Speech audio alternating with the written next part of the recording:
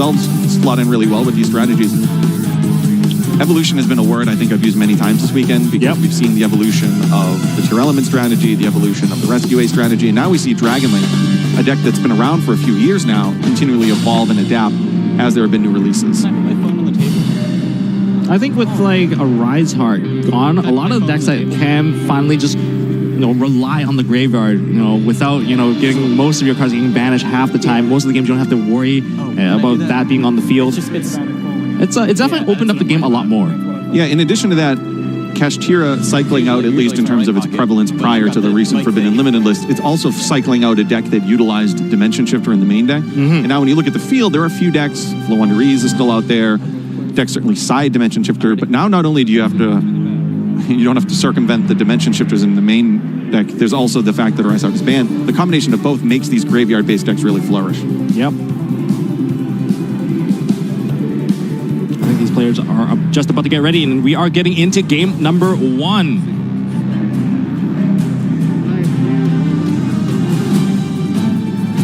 And they begin now. Sounds like Elijah may have won the roll. Yep. Main phase. Oh, look at that. He opens a single copy of Chaos Space. That's one of the best openings, especially when you get that access to White or Black Dragon. But we're going to start off with Black Metal Dragon. We're going to link someone into Striker Dragon effect. Black Metal Chainlink 2. Black Metal is going to be Chainlink 2. Yep. One of the most ideal opening plays.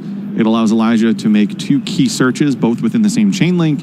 If an opponent were to happen to have a card like Droll and Lockbird, you would still have already received 2 of the searches all within one play, which is a huge advantage of this particular deck. Chaos Space, discard Red MD. And Chaos Space discarding the red MD. So even though Chaos Space, again, limited to 1, all you really typically wanted to see was the single copy anyway, because you don't generally have a ton of access points and a ton of targets in your deck. Yep. So here, being able to search out a card from his deck, looks like he's going for the White Dragon. White Dragon, Fiber Burster. I mean, even with Chaos Space at 1, there's another card that more or less functions very similarly, which is going to be Branded Regain for the deck. And we mentioned that both players play Bystial cards, and that's an easy card that you can get access to. White Dragons. It allows you to sort of reuse your resources as the game progresses. That's right. And we banished the Red Eyes Darkness Metal White Dragon Chainlink 2 to summon another White Dragon Wave Burster, and now we take the 2 monsters to go into Dragoonity Knight Romulus. This is the cookie cutter, very just simplistic dragon combo thus far. We've yet to see any of the new incorporations into Elijah's deck. He's going to be able to search the copy of Dragon Ravine and, of course, the Black Dragon. What's interesting is, as this combo gets going, what directions is he going to choose to go into? Because, as this deck has evolved over time, what the intended end board is, what the intended sequences have evolved. And here we actually see a copy of DD Crow. A DD Crow targeting the Chaos Space, preventing an additional draw coming from the Chaos Space because you were able to put back that White Dragon Wyvern Burster. That's actually 2 cards that you prevented to get put back into Elijah's hand because the Black Dragon would add the White Dragon back. Yeah, and although you cannot summon that White Dragon again this turn because you've already special summoned it with its effect, on the second turn, having access to a free level 4 extender dragon is useful. So the DD Crow here is stopping 2 cards. And this is an interesting thing to point out. This is a deck that's incorporating not only the Bystials, but now also DD Crow. So Kaelin's come up to this tournament really targeting the graveyard, wanting to have many copies of the Bystials, but then also multiple copies of DD Crow. Boot effect. A Boot Sector launch has been activated, and the effect has also been called now. We're going to be special summoning out a Rocket Tracer. Effect targeting Striker Dragon. That's fine. And we have Sereneer targeting the Striker Dragon, banishing it. We're going to Synchro into a 10. That's going to be Bystial Dissipator. This is a card that will probably come up several times in this matchup. Both of these players are electing to incorporate Dissipator and the Bystials in their deck, Dissipator being one of the best Bystial cards in that particular engine. Lubellion, the Bystial Lubellion has been sent to the graveyard, and we'll get the Dissipator effect to special summon back the Red Eyes Darkness Metal, and that's going to lead to another summon coming back, either from the hand or grave. The Red Eyes Darkness Metal Dragon was discarded earlier in the turn for Chaos Space. No fear, though, that was an intentional point, so that it could be banished and eventually brought back with Dissipator. That's some good foresight. Linking your combos way ahead. I think here's where you make the Pisty, and then you go into the Triple Burst, and you bring him back. And Yeah. Well, Kaelin is actually suggesting the lines of play, the typical lines of play. Effect. It's very familiar. Both of them, well, I guess they are both playing dragons after all. Regain. And Dragon Duelists, as we've commented on before, the format and the actual cards that are legal and the card that have released make this combo evolve, but there are certain play patterns that once you've established, generally speaking, can lead into the same direction. Here, going into Triple Burst to open up that link zone that links both the Pisty and the Triple Burst, and this is typically something that ends in Boral End Dragon. So the spell card that's currently on the field is Branded Regain. That was placed onto the field thanks to the Bystial Lubellion as one of its ignition effects. Now, if anything gets banished at this point, they can be put back into the deck and you'll be able to draw one card. I don't think. Because I sent him off Sarnier. Nope. And Dragon's Ravine has been activated, and that's basically been loading the graveyard. Now, Starliege Seyfried is one of the most important cards in the deck when it comes to just cycling your cards constantly, getting more and more draws, because you'll always be able to more or less put it back and draw another card and add one of your high-level dragons back into your hand. Yeah, and both the Bystial Lubellion and then potentially Chaos Levianeer are just fantastic targets for Starliege. And as this deck goes into the second or third turn, having that reliable form of a resource in the graveyard that you can use to search out whatever you need in that particular moment from the graveyard has generally been one of the biggest strengths of the Dragon Link deck, where their opening field is intimidating, but that follow-up from the graveyard, especially when you combine it with cards like Branded Regain that are replenishing the hand, it's a very difficult deck to combat. The Bystial Magnemite also has been summoned onto the field. This is a lot of resources. And we're going to... Ooh, that is a Xyz monster. That's right, Atum. Hieratic Dragon, King of Atum. Something worth pointing out is the special summon of the Magnemite. Against some matchups, being able to search your deck during the end phase for potentially another Bystial has marginal degrees of usefulness. If you're playing against Tier Element, it's fantastic. You're playing against the Fire Ray strategy, not nearly as much. In this matchup where both players are playing the Bystial package, being able to search a Bystial during the end phase is going to add another layer of interruption when Kalen's turn begins.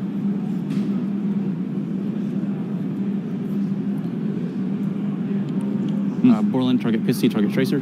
So Boral and effect, target Pisty, and get back the Tracer. That's going to allow Tracer, target Pisty to pop. the Tracer to destroy the Pisty, and that's going to summon out another monster from the deck, a non-tuner perhaps, and that's likely going to go into a Boral Savage Dragon. Yep, so we got the Rocket Recharger, and now we have Boral Savage Dragon, which means Elijah is going to end the turn with the interruption with the negate on Boral Savage Dragon, the negate through the Boral End Dragon. That's of course the Hieratic Seal, which will allow him to return a card on the field to the owner's hand, and then special summon another dragon from the deck. That's what I really like about the Hieratic Seal. Hieratic Seal is just one of the best disruptions, I would say. It plays well into, like, say, cards like Nibiru, because that's a tribute that's going to activate its effect. It plays well into even evenly matched, because you can just leave that onto the field, and then you'll still be able to get a ton of follow-up. And we see here Chaos Dragon Levianeer hitting the field, ripping another card out of Kalen's hand, and with the DD Crow that's been activated, Kalen is only going to have 4 cards to start the next turn. I'll add off Magnemute. And Magnemute. And he did, in fact, search Truest Worm, which is the most logical, even if you don't know what the matchup is. Searching a Bystial makes the most sense in this particular strategy. It just so happens to be another layer of interruption in this particular matchup. Can Kalen make a comeback from this particular position? It's a difficult one, that's for sure. The board is pretty oppressive. I think that's the calculation right now, is to determine, is there any realistic way that I can play through this field? The answer to that is no. You did reveal the fact that you're playing DD Crow, but that in and of itself is not necessarily the biggest indicator as to what your strategy might be. DD Crow might be an indicator that you're playing a strategy with a lot of hand interruptions, perhaps a Sprite strategy even. So revealing a single copy of DD Crow doesn't necessarily give away that you're playing Bystials. As a matter of fact, I would actually make the assumption that if you're main decking Bystials, you wouldn't be playing in addition to the Bystials DD Crow. So it's no damage done by revealing just that single copy of DD Crow. And if you look at your opponent's field like that and determine there's really no realistic way I can get through this, you don't want to necessarily reveal the cards in your deck, because you can keep that as, private information heading into game 2, so it might affect Elijah's side decking patterns.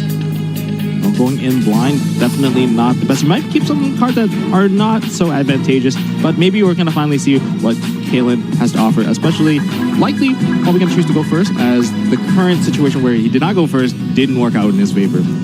Yeah, I think what Kalen will do is definitely go first, and hopefully we get to see some of these new cards. The Horus cards that we saw yesterday in the Tier Element strategy was really exciting, and I'm hoping to find out what Kalen's planning to do with them here. I mean, obviously they're inherently powerful level 8 monsters. The Zombie Vampire is a fantastic card in the extra deck, but I'm curious to see where it fits into the actual Bystial package. You know, we're using these to tune into and to synchro into level 10 synchro monsters. Exactly how are we utilizing the Horus card? So I'm really hoping to see Kalen not only open the Horus monsters, but see exactly what the plan is to showcase their wonderful effects. I wonder what the actual end board would lead into. I mean, there's a lot of level 8 monsters available. There are some level 2 tuners. I think maybe we're going to see a ton of level 10 synchros.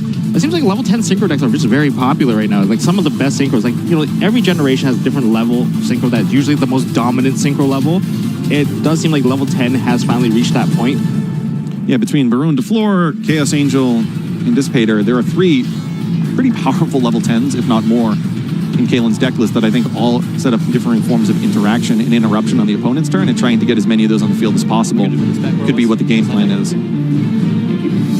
And they are just about to be done siding. I feel like for the beginning years, right after the Duelist Genesis, it was level 8. Yep, that was the Stardust era with Red Dragon, Archfiend, Thought Ruler, and also level 6 with the YuGiOh Guardian that usually just led into it, because most of our tuners were relatively low level. There were no level 4 tuners on the release. And when we looked at the Duelist Genesis one, what's really interesting is both Stardust Dragon and Red Dragon Archfiend sort of as the classic ones. Well, here we are over 10 years later, Red Dragon Archfiend has found its way into Kalen's deck list. In addition to that, we see the Excel Synchro Stardust in the extra deck as well. So there's 2 versions of sort of those original Synchro monsters that have found their way into this modern day of Yu-Gi-Oh! Yeah, definitely. There's actually a Stardust Dragon itself, looking at this a little bit further. So Kalen has 2 classics, actual Stardust Dragon and Red Dragon Archfiend, both in the extra deck today. Or maybe we'll be able to see the XL Synchro Stardust's second effect. That would be really, really cool to see. And this has been a weekend of history. We had the classic event earlier yesterday when we saw Zodia win in round 4, and now potentially we can see cards from the Duelist Genesis make their way into the round 11 bubble match.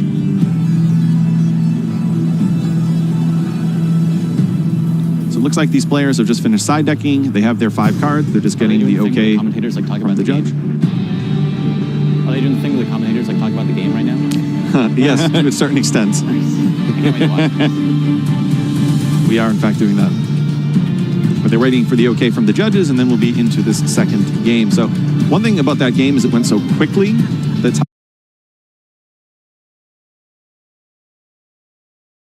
time shouldn't be an issue in this particular match, which would be ideal. Kalen's certainly hoping to get a much more ideal collection of cards. I think it's kind of neat. I don't think like the previous format we've seen games go into time as often as we have in this particular format. I think there's just a lot more control-based matchup. There's maybe more card reading you have to do. Maybe that's just part of, you know, having, you know, Age of Overlord just being released so as, you know, the same week as the YCS. Yeah, sometimes it takes a little while to acclimate to new cards, particularly in a format-defining set like Age of Overlord, where we have the Horus cards and we have the Simple Spoils cards and the new TG cards. Although we weren't able to feature them, those cards in and of themselves have completely revamped an older strategy as well. It's hard to side deck right now. As you mentioned, they made a quick comment about they don't know how to side deck because they don't know exactly what card they're playing because all they saw was a DD Crow. Very generic card. And like you said, if you don't know if you can actually win the game, sometimes keeping all your information private could lead to poor siding patterns. Maybe they just don't choose the side. Maybe they want to see more. It's very important. Like every part and every aspect of the game matters, and you have to capitalize on each aspect to, you know, up your chances of winning any of these matches. Yeah, one of the biggest things when approaching an event of this length is to cut down the margin of error. Every time there's those small incremental mistakes, it deducts a little bit of a percentage chance of you being able to find your way into the top cut. You know, revealing a card in your deck that shows your primary strategy could have changed how Elijah decided. He here just admitted that he wasn't able to do that. But here we are heading into game 2. For Kalen's sake, I hope the strategy is revealed, because that would mean that Kalen opened a collection of cards that were able to demonstrate the fact that the Bystials, Horus, and other dragon monsters are incorporated in this deck. Or will Elijah get lucky and sided the correct cards and just happen to open them in hand? We don't know, but judges are now currently speaking with the players. Time of 37 minutes and 17 seconds. Sounds good. They have been given the timer, All right, thank you. and here we I go. would like to go first, Gaduler. Good luck. So we see Ash Blossom, Chaos Dragon Legionnaire, a couple spell cards. Stella. Me. Yep. Into the main phase. Normal summon. Almost summon out Safer. Oh, Safer. Look at Elijah's facial expressions. Effective safer. Effective Safer. Using the cost from hand, a level 8. Full imperm. We're going to activate Infinite Impermanence. That's heavy. Sure. So, generally you use Safer itself to search White Dragon or Black Dragon, but here by using Levianeer, the hope is to likely search the Bystial Lubellion. Infinite Impermanence there is a particularly rough card to see because if you just use Safer itself, Yeah, you're going to get your effect negated. yeah. I will Magnum Levianeer. And the Magnamute on the Levianeer, everything got banished. However, there is a brand new regain. Chilling 2 Magnum. Brand new regain is going to put back Two cuts inside. the Safer, and we're going to see a draw. Maybe that draw is going to matter a lot here because there doesn't seem to be a lot developed for Kalen's board. He shook his head on that draw. Ooh, triple tactics style, not bad. That is fine. Might be interesting. Do you draw 2 or do you take the Magnum? So it looks like Kalen's elected to draw 2. You're right. You could choose to take and just continue to just keep playing with the opponent's dragons. That talent will eventually find its way to the graveyard. Your regains there. Yeah. There we go. Nothing in rinse. M-City, Pitch Vision. Oh, here we go. Wow, so we both get to see a brand new Horus card from the Age of yeah, that's Overlord, fine. and Vision Resonator, which was discarded, a card from the structure deck Crimson King. Vision Resonator actually is going to activate because it's been sent to the graveyard. So we'll be able to see both of these strategies and exactly what Kalen's been doing all weekend. Maybe this is the perfect synergy that the deck is looking for. I mean, this is working out pretty well. Like, maybe the dragon cards don't get you there, but the Horus card's going to take you all the way.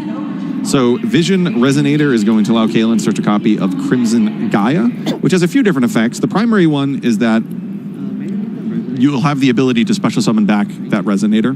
It's pretty good structure. You're going to be able to add more cards, activate, add more cards. We're not under a drone lockboard, so this is actually a pretty decent scenario.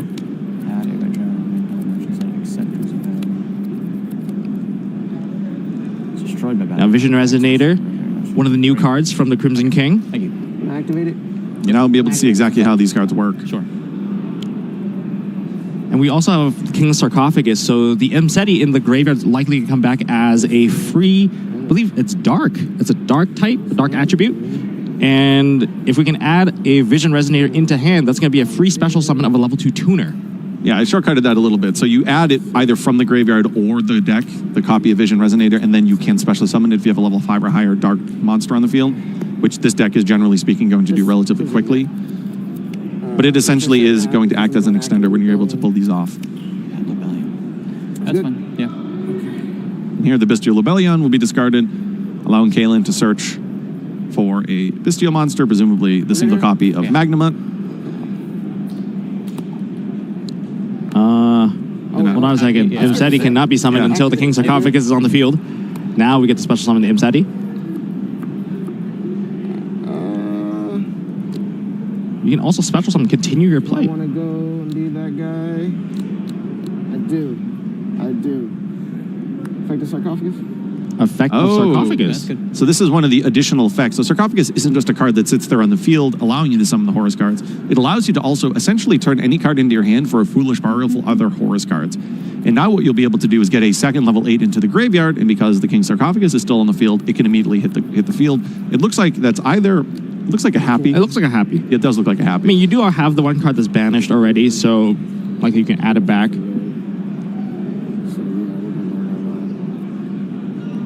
I think the next play is going to be a special summon. Yeah. Gotcha. Effect. Oh, we're going to go into Magnamut. This now puts the second banished card. Yeah. Effective Magnum. You need 2 cards that are banished or in either graveyard in order to use Happy's effect if it were to activate. And now this at least gives the flexibility of having 2 cards that are banished. And now Magnamut is sent to the graveyard in order to bring back the Bystial Lubellion. And now we'll go into what is likely going to be Hope Harbor. Oh, no, the Zombie Vampire. Zombie Vampire. So that can't be targeted, right? Would Special summon monsters that are not sending cards to both players' deck to the graveyard actually be beneficial here? It's a play that has some degree of risk. I'd say with only 1 Chaos space, it's not as risky as it may have been Effective Zombie Vampire. Well, here we a go. month ago, but it is definitely something that has a degree of risk. All right, we're going to proceed to send cards to the graveyard.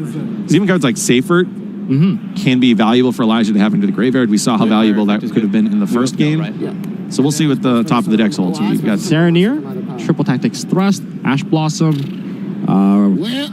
That is a Black Metal Dragon. Looks like Elijah, by and large, missed any value from the 4 cards off the top of his deck, so that's a huge benefit there for Kalen. Kalen's going to be able to summon Black Metal Dragon, still have Red Eyes Darkness Metal Dragon in the deck, and not have to worry about Elijah getting any incremental value from that mill 4 off the top. This is definitely turning out a lot different than I thought how it was going to be, thanks to just the Horus cards now. Yeah, this is fantastic. We're able to see how these two types of decks start to meld together. The fact that the Bystial Yubelion is level 8 and then the Horus monsters are level 8s, we can see getting access to the Zombie Vampire being an integral part to Kalen's opening strategy here. Now we're going to get a Link Summon into Heretic Seals of Heavenly Spheres. Fancy one. I still need to get my secret. And that's going to get the Red Eyes Darkness Metal Dragon into hand. Wow, the hand's been completely reloaded now. That's the beauty of the Dragon Link based strategies, or, you know, what's interesting about Kalen's deck is I wouldn't necessarily say it's a Dragon Link deck, but just the cards, you know, Branded Regain and some of the other inherent strategies where you're incorporating cards that always search, like Black Metal Dragon. It always feels like their hand is 4 or 5 cards, even though they've invested so much into the field already that turn. Yep. Great resource management. Like, everything just cycles into more and more cards. Nice. And we get an SP. Now that was using, I believe, an Xyz monster as the material, so that's going to trigger the first effect. On summon, it's going to be able to banish any card on the field. Which is definitely useful. You don't want to pass to Elijah with a dragon on the field. That enables so many different pathways, from getting Lubellion onto the graveyard and then back onto the field, to being used as a link material for one of the variety of differing dragon-based link monsters that he is playing. So definitely want to get that off the field. So there's going to be also another Magnum effect from Elijah's side. He's getting his search right now. I'll add Lubellion off my Magnum. And Lubellion it is. So Kalen seems to have both the Heretic Seal interaction and then the SP Little Knight interaction that are clearly on the field, and then Branded Regain can give incremental value by getting a draw, which is likely going to happen at some point this turn. And it's also, if a summon occurs, we're going to be seeing a summon back from the Branded Regain as well. Yep. Activate the effect of Lubellion. Lubellion effect has been activated. Is there a disruption coming from Kalen? We're going to see an Ash Blossom Joyous Spring come down. So it looks like Elijah unfortunately opened up Boot Sector Launch, which in the long history of the Dragon Link decks that have existed, regardless of the way in which it's been constructed and what the secondary packages and the secondary engines have been, that's a card you never want to draw. Well, it is definitely not that great. You lose the ability to develop your chains, you get or other cards disrupted. Yeah, definitely not that great. And you also lose a card because you have it in your hand. Yes, it's generally a card that you can always find by summoning Striker Dragon. The only situation is if that Striker Dragon is interrupted with something like Infinite Impermanence, for example. I mean, even if you use Infinite Impermanence against the Heretic Seal, that Heretic Seal still has value once you tribute it off just to pay the cost. And then, yep, and then you would be able to special summon any dragon from the deck, and there's a variety of different dragons that Kalen can search out that are considered valuable. Seyfert is probably a great example. That way there's a follow-up in the graveyard. And if they put out an extra deck monster, potentially you might see a Fallen of Albaz going into a Mirror Jade. Oh, sorry, wrong one. That was the wrong player there. It's okay. These deck lists are very similar when you see them side by side, but I think Seyfert is probably the biggest, the best value inherently. Yeah. All right. Now think here. Gotcha. Or actually putting, yeah, Seyfert's probably the best one, but I think there's already Seyfert in the graveyard, the single copy of Seyfert, because it got hit by Impermanence on the opening play. So it might be valuable to just put a level 8 dragon into the graveyard, or something that you can bring back off of Seyfert. The Llewellyn is already there. So I'm not sure what the big value play would be. Maybe Jerusalem? Perhaps Jerusalem. Jerusalem's probably the most logical one. Black Dragon effect. Chain SP. Black Dragon effect, SP. We're getting rid of Striker Dragon and Magnamut. So this is great. Now the Magnamut is going to reliably go back to the field during the end phase. We've seen all the different ways in which SP Little Knight can be utilized over the course of the weekend. One of the key ways is to protect a monster that you really want to have on your next turn, whether that's to be used as link material or any other reason. We've seen that from the Rescue Ace players, just making sure that they can keep that turbulence up. And find out, even if they banish out their own turbulence, they can just find a way to get Preventer and then just summon it back onto the field, just get the effect anyway. We also saw a Tier Elements player utilize it on Mud Dragon in order to make it so that there's always that ability to stop targeting effects against the Rescue Ace strategy. Oh. Yes, I know. Declare Mud Dragon, reliably banish it with SP Little Knight, have it come back on your turn, open your turn up by calling a certain attribute necessary to continue playing, and play through the targeting effects. So SP Little Knight, this brand new card from Age of Overlord, has been showcased in numerous different ways this weekend. Very, very versatile. Gotcha.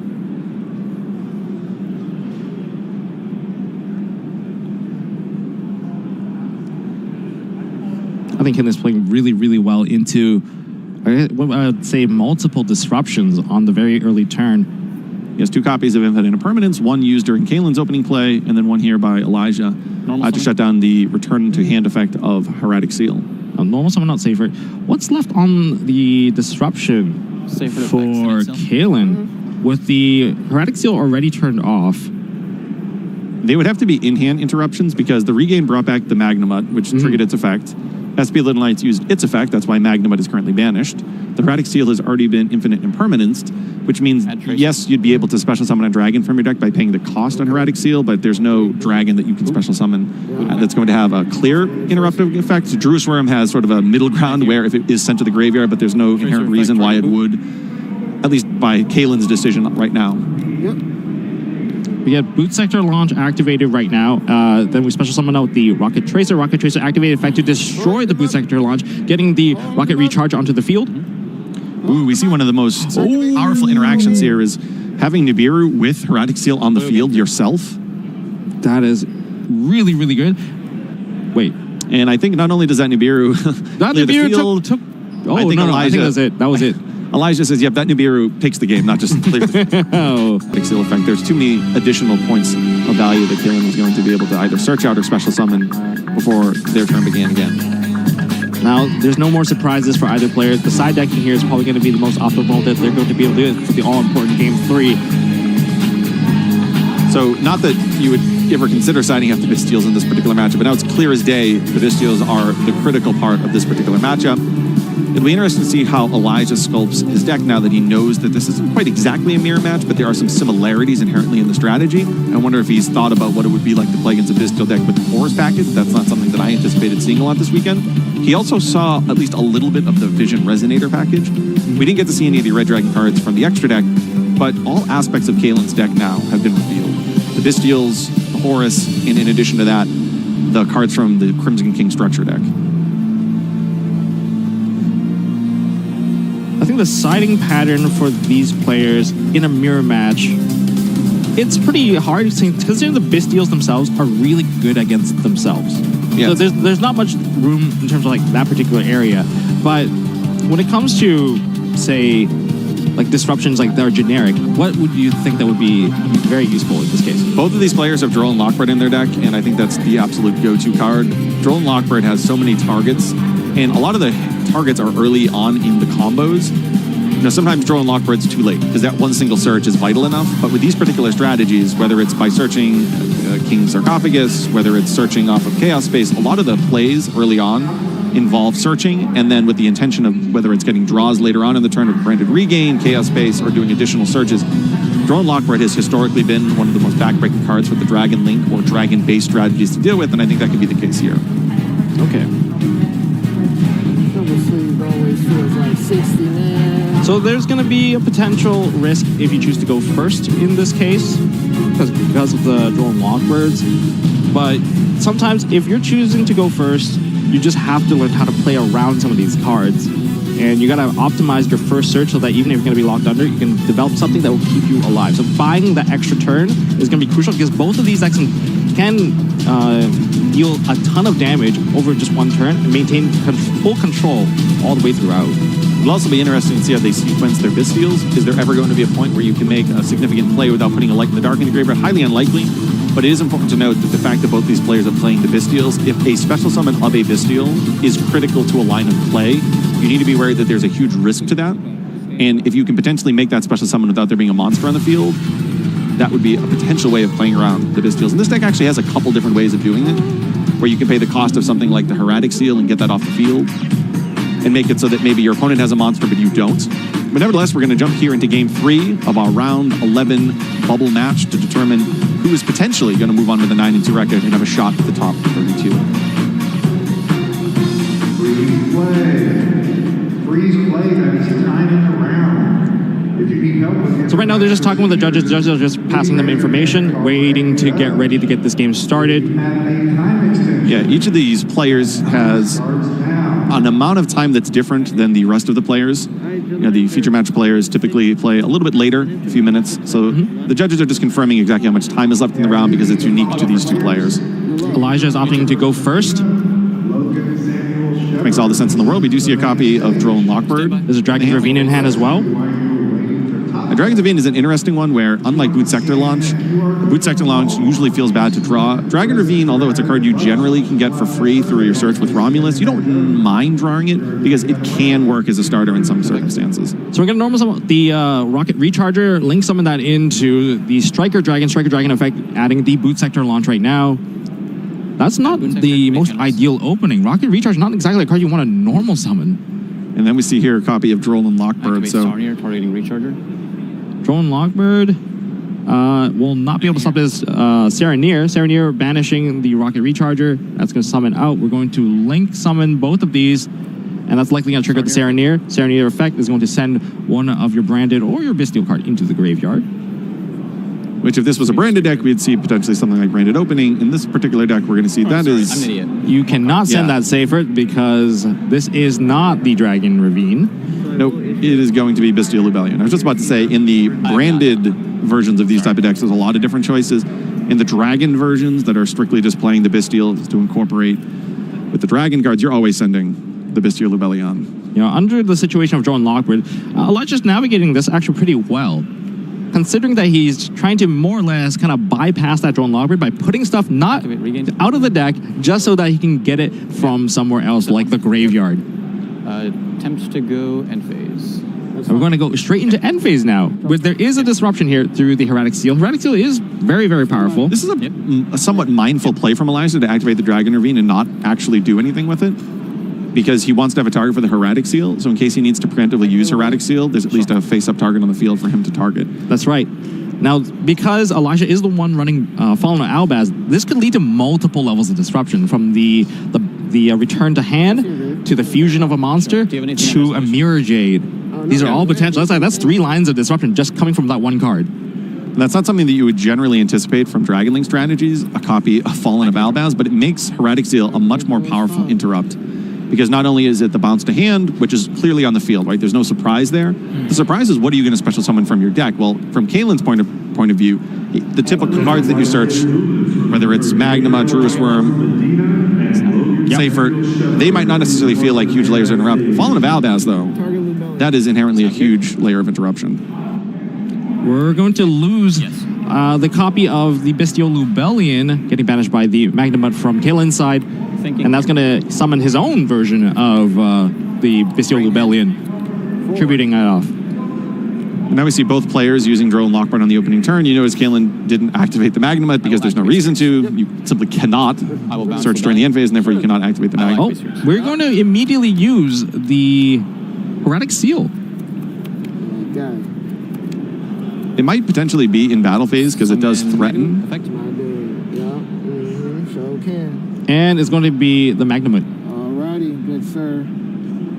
The Magnamut can still activate because Magnamut can add back from the graveyard as well. Oh, yes, true. Think during main. Hold on. I can't. Yeah, true. So it's things during main, yeah. During main. Yep. Did they activate the Magnamut? I think they did, yeah. Oh, okay. Yeah, I think Kaelin's just realizing that maybe perhaps they should activate it theirs too. Yeah, that's a good point. It can summon search back from the graveyard. I'm sorry. Yeah, some people kind of forget about that. I'll get my Magnamut. Then draw phase, you can cut.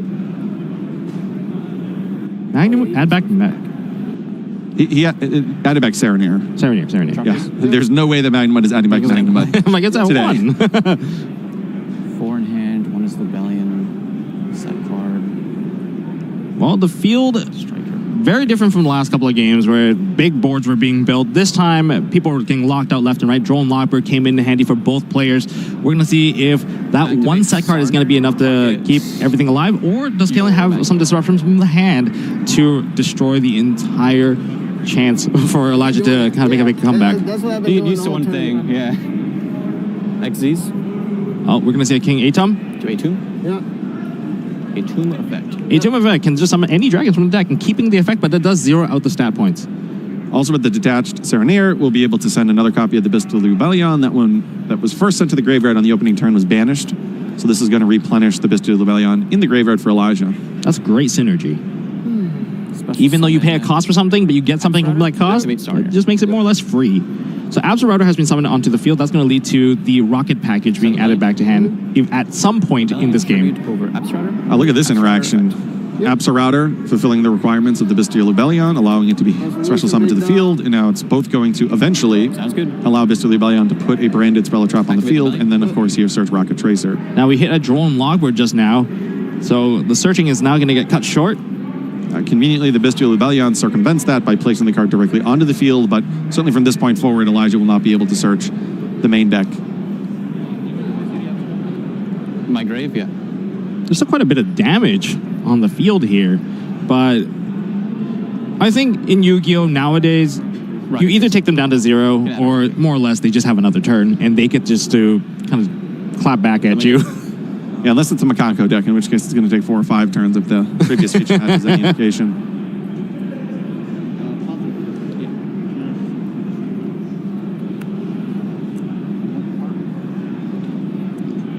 Now maybe that draw actually did a number here. Azure Router was... That's a strange one. Not able to activate. Was it? No, I think he did get the Tracer. I think there's some type of discussion here as to the sequencing of these cards.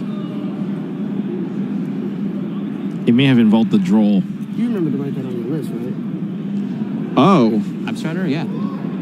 Okay. They're questioning if Absol is on his deck list. I'm not sure. Already. Oh, okay, cool. I have the deck list in front of me. Definitely there. Yeah, I've been deck checked. Man, what's going on? So as these players are discussing and the judges are determining exactly what the proceed forward here, based on the current field, do you think Elijah would have been able to deal the remaining damage? It looks like he needs a little bit under about 2,600. I think Atum has 2,400 if I remember. Atum has 24. 24. That's about 4,900 damage at the moment. Okay. And they're going to proceed with more plays now. God. All right, I think they rectified that really quickly, which is good. The judges at YCS events work very hard to try and rectify these issues as fast as possible. Branded Beast effect, tribute a tomb, target the background. Activating Branded Beast, tribute an attempt to destroy the opposing Branded Beast. So now, regardless if Elijah can actually deal 8,000 damage, that Branded Beast is going to add a second layer of interaction on the upcoming turn. We're going to have Dragon Ravine send the Safer for cost.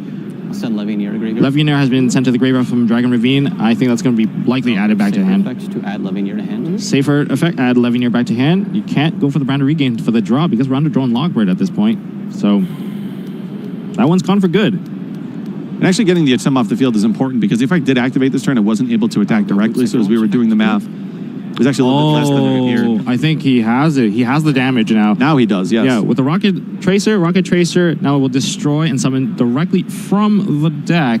Oh, sorry, special summon directly from the deck. And Caliber. That's a tuner, though. He might have other plans then. Now, there is also the Chaos Dragon Levianeer that could also deal damage. It's important to note that he only plays, presumably only plays one Rocket Recharger. He does, in fact, only play one Rocket Recharge. And if you remember, the game began with him summoning Rocket Recharger. I will banish 3 darks. So he might not actually have a non-tuner Rocket remaining in his deck. So we're banishing 3 darks from the graveyard. We're going to special summon Chaos Dragon Levianeer. We're going to use the effects of that. Chaos Dragon Levianeer is not going to be able to attack it. Oh, oof. That's gonna hurt. Yeah, that's gonna be Nibiru. Nibiru's gonna be tributing off every single monster that Elijah has on the field because they're all face up, and that's gonna be a very, very big token. 41 defense.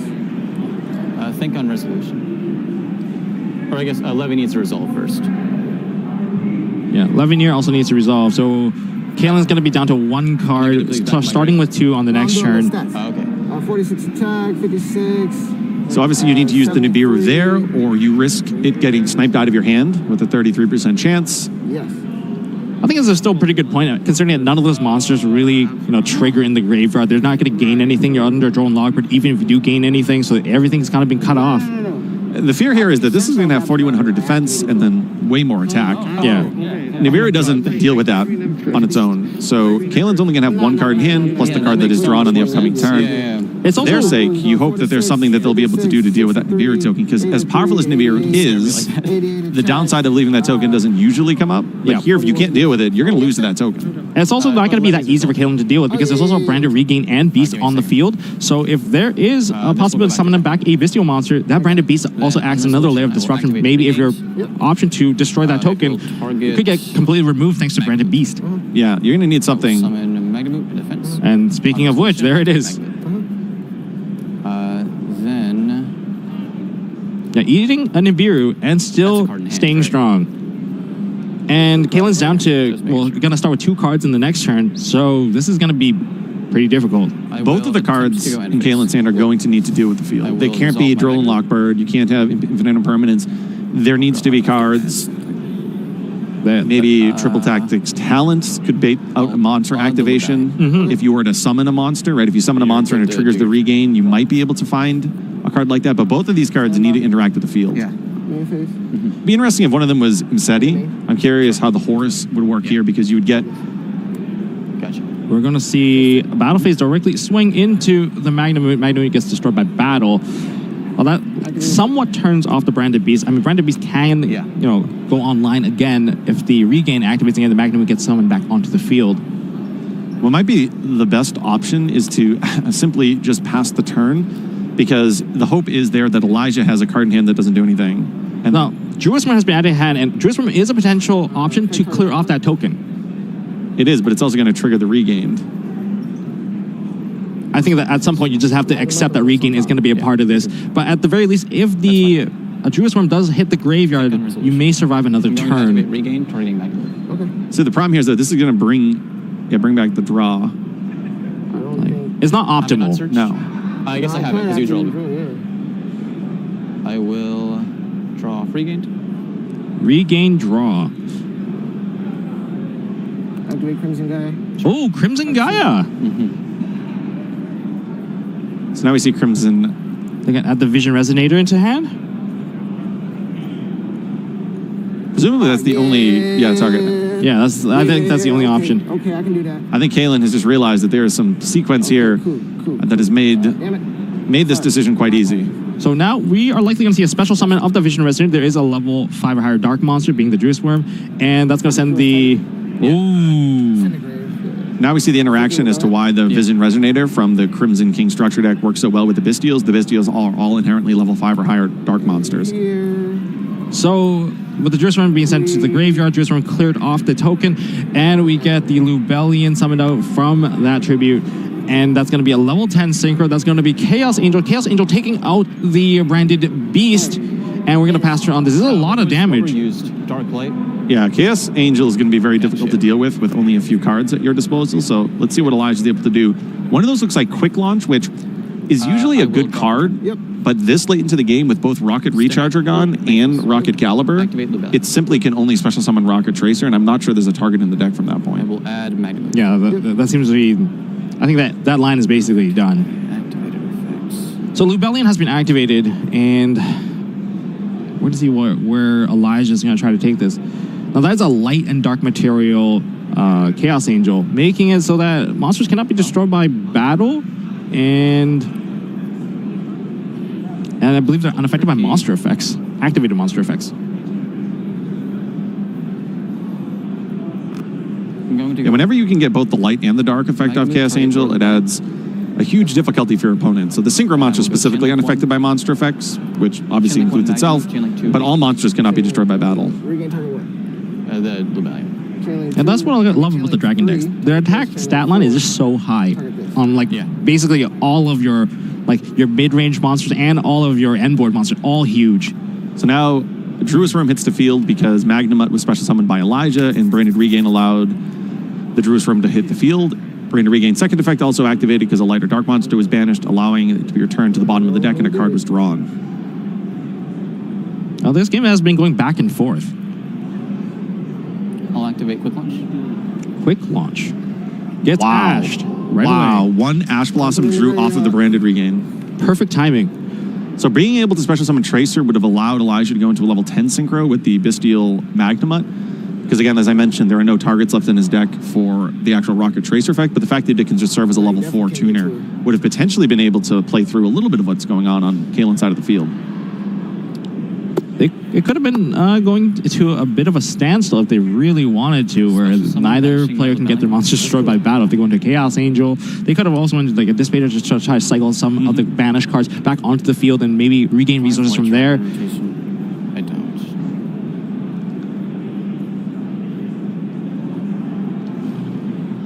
So here we see a copy of Black Dragon. I mean, one copy of Black Dragon is a lot of resources. I don't think there's anything. Yeah, I'm not taking that. I think most of the drone lockbirds are done. Hopefully we don't see a third copy because that's just going to slow the game down even further. And we're going to see the Chaos Angel in attack position. That cannot be destroyed by battle. It's going to be able to banish a card, and that's going to take out the Druid Worm. This one. And the Black Dragon is going to be able to add the White Dragon. Odd White Dragon? Yep. So unfortunately for Elijah, he used 2 Dark Monsters in order to summon the Chaos Angel. I would encourage you to play a little Yeah, faster. I'll proceed to battle. Yep. Chaos Angel attack Nibiru. Chaos Angel attack into Nibiru. That's going to destroy the Nibiru with an additional 500 damage. Continue. Going I'm an through. idiot. Wait, isn't that only Synchros? Nope. No, And it does not destroy it by battle.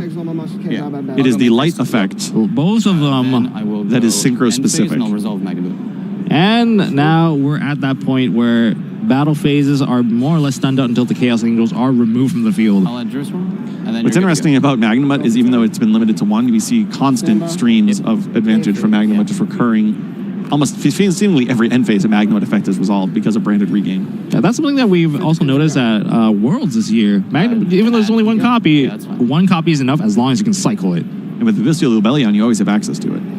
So here we see Crimson Gaia once again searching out a copy of Vision Resonator, and there's still additional copies to be found because you can always add from the graveyard as well. There is a dark level 5 or higher monster. And we also have, Yeah. I believe that is a Serenir. Yes, the Chaos Angel, although functionality-wise works with both light and darks, it is a dark monster in and of itself, so it does work well with the Vision Resonator. Anything on rest? Serenir did not actually successfully resolve because Druid Worm was in hand and it was changed to Serenir, removing the same target. Okay. So as I commented on earlier, once this match was pretty evidently going to be a match between two Bystial decks, sequencing the Bystials is going to be essential.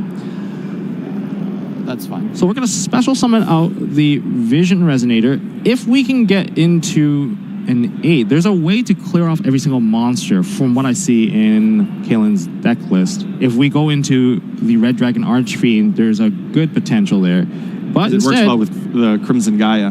That's right. But instead we're going to see Dark. Oh, this is also another way to get through there. Now that this game has been going on, second, third, fourth turn, it's clear what the Crimson Gaia card from the Crimson King structure deck is enabling in this particular strategy. It's essentially going to guarantee that there's a level 2 tuner extender virtually every single turn because you can add from the deck or the graveyard. And we're seeing that combined so flawlessly with the Bystial package. And here we go. We're going to go from Dark into, I believe that was an additional summon into Dissipator.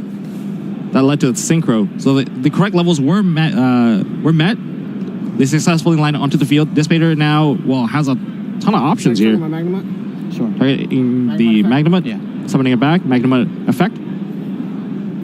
Is he dead face? End phase? Yeah. Sure. Proceeding to end phase. Well, all the monsters on Kalen's side are did I definitely safe from battle. Yes. You didn't summon Magma this turn, nope. I'll drop the turn? Yep. Just verifying Elijah did not summon Magnum at this turn, although it seemingly has been the case most of the match. There's that hesitancy to draw. Did I summon Magnum at this turn? Just got to double check. I'm sorry, but it's banished. It's right there on top of the banished pile this time. Special summon White Dragon, banishing Black Dragon.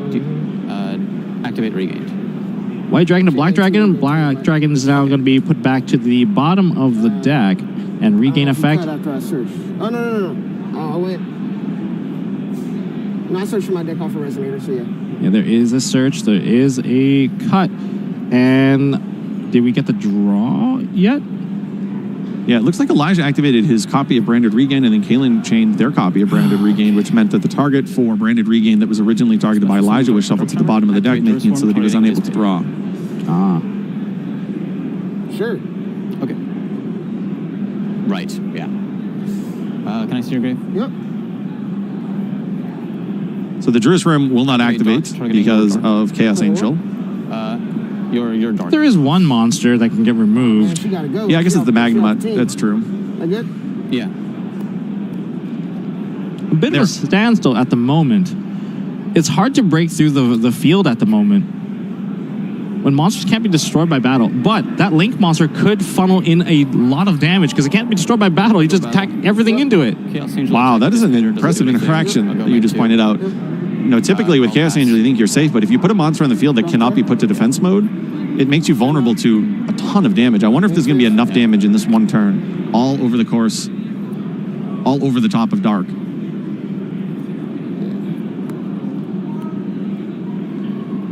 Kaelin's starting to play fast, potentially worried about the amount of time that's remaining in the round, wanting to make sure that some amount of damage is done. And now that Dark is in attack mode, damage can be done quite easily. Yeah. Barricade Borg Blocker has been summoned out. Gaia. Yeah. Crimson Gaia effect. We're going to add likely another Vision Resonator into hand. And there are still 2 Dark, level 5 or higher monsters on the field, both Chaos Angel And Bystial Dissipator. Bystial Dissipator. Special. Special summon. It is worth pointing out that Kaelin is electing to search these from the deck. So what would that Vision Resonator say? itself is not a great draw, particularly if you have access to it every turn. So sometimes there are strategies where you actually want to leave cards in the deck because they're good to draw. This is a case where you want to search them from the deck immediately, and if the game goes long enough, then start to use the graveyard effect. And we got SP. Anything in resolution? Nope. I'll activate Regained on Chaos Angel. That's fine. Regain on Chaos Angel.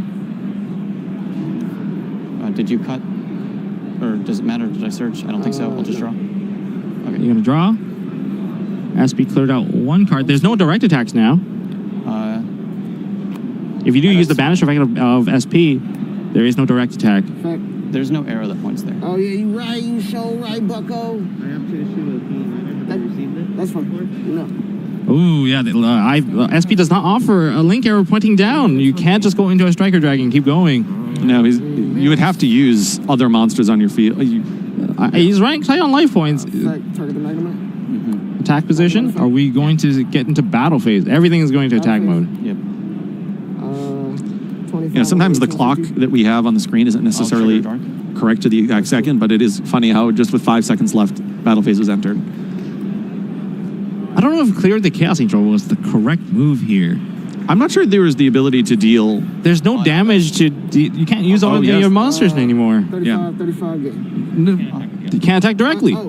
Oh, you can attack directly. Oh, yeah, I can't attack directly. Yeah, it came up. It definitely came up. If you actually just left the Chaos Angel, Chaos Angel there, you just funnel all your damage to 1 monster, and then clear the Chaos Angel afterwards. SP Little Knight does have a downside. Well, this time. Okay, for that interaction. That's gonna be issued a warning there because that's a procedural error right there.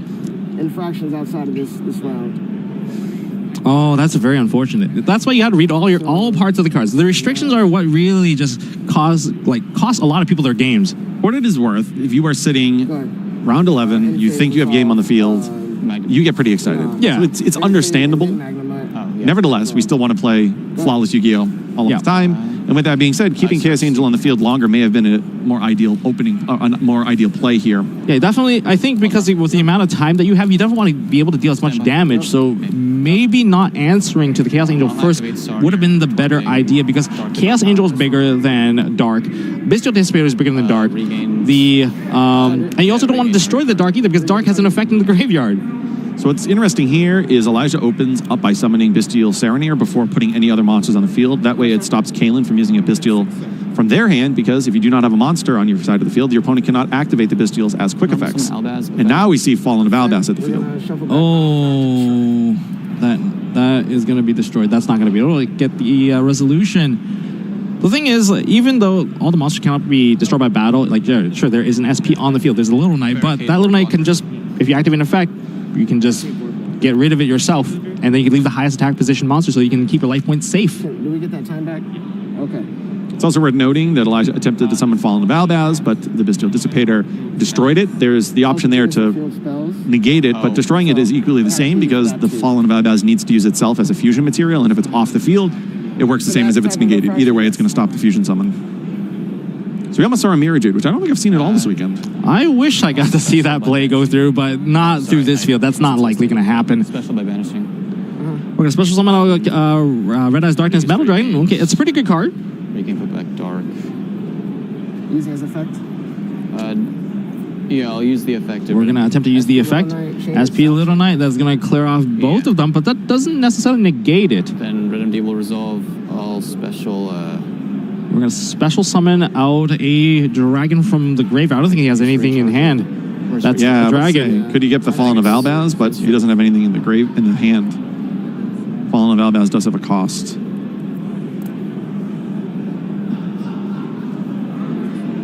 I think we're finally seeing the dragon deck run out of gas. Special Jerusalem. Jerusalem in defense mode. And then I'll go end phase and pass. End phase pass. Standby. Yeah. Standby. Main phase. Yeah. We're going to battle phase. Well, it's Activate. We're in so battle phase. luckily they are in battle phase, and there is a monster on the field. And Elijah concedes. He realizes that Jerusalem is not going to be enough to keep his life points high enough compared to Kalen. Kalen takes this one, potentially going into top cut. We don't know, but there's a good chance. Yeah, we'll have to see how the tiebreakers shake out. There's going to be a lot of players who are now X2 who are really crossing their fingers and hoping things go their way once the actual top 32 standings have been solidified. But Kalen did exactly what they needed to do here in round 11. You can't make it into the top 32 if you do not have that X2 or better record today. And by winning here in round 11, there's at least that opportunity, that chance is still alive. So looking. Well, that was quite the exciting game. Got to see the Horus package. We got to see also the Crimson King cards being used, and I think that's actually going to inspire a lot of people to try out the Vision Resonator plus Crimson Guy as a constant synchro option, constant tuner access. I don't know, what do you think about that? I think that's very clear and evident. When we were looking at the deck list, we didn't see if there was